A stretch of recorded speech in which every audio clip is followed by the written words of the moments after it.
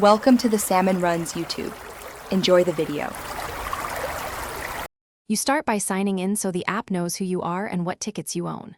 Open the app, choose Sign In or Create Account, then scan or enter ticket barcodes. This links access and FastPass eligibility.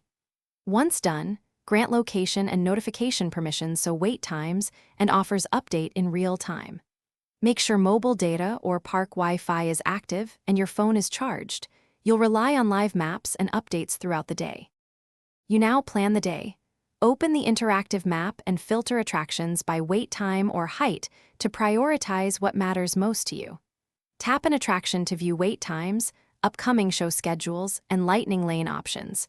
Reserve a lightning lane or join a virtual queue immediately when available, because slots fill fast.